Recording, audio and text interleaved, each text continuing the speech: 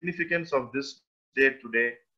From today, 2 months, generally, the great ones do not move from one place to the other.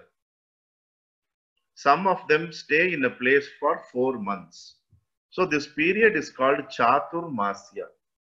Either you take 4 15-day time zones and say 4 into 15 is 2 months.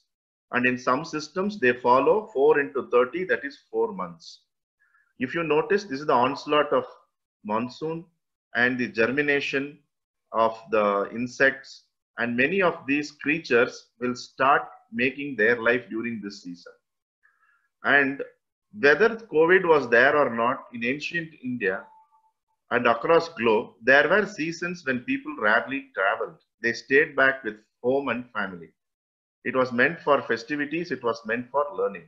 So these 2 months, generally the students stayed with the teacher, or the teacher would be camping at one village or one town. Every day there would be sermons for 2 months or 4 months, depending on which tradition we follow. This is very, very important thing. So it means that we were never doing or having a business or an active corporate or an active any other life for 365 days of the year. There was time for work, there was time for living life to the full. And work was a small aspect of life. Today it is reverse. So it's a very significant day. Okay, so we have to be very mindful of today. And because of that, what happened? Vedavyasa, after the Vedas were compiled, he realized that a normal human being cannot sometimes comprehend the abstract and abstruse truth mentioned in the Veda, because it requires some qualification. For example, all of us know what is paracetamol, but we may not know the chemical compositions and many stuff associated with that.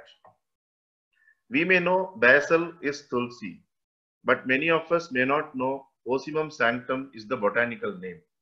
Correct? So the Veda contained information which is like a pure research subject.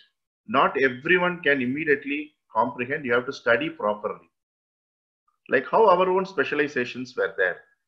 But the common man, how the common man can derive benefit. So Vedavyasa wrote 18 great stories called Puranas. And he wrote 18 minor stories also. So he wrote 18 major Puranas and 18 minor Puranas. When J.K. Rowling can write, we are able to accept it. Volumes and volumes of Harry Potter. But when our own tradition tells it existed, we will question. Correct? You can always question after going through what has been said. Asking question has become very fashion nowadays. Just to ask one question, nothing wrong like that. So we have to understand that it is all humanly possible.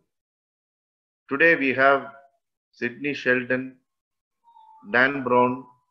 How many people write volumes and volumes of fiction and non-fiction? You see Deepak Chopra. Are you able to relate to what I am saying? When a person with almost 80% commercial end in mind can write reams and reams of paper, why not great sages in India also would not have written? Because there was not a copyright or an intellectual property right, or they were not writing for name and fame.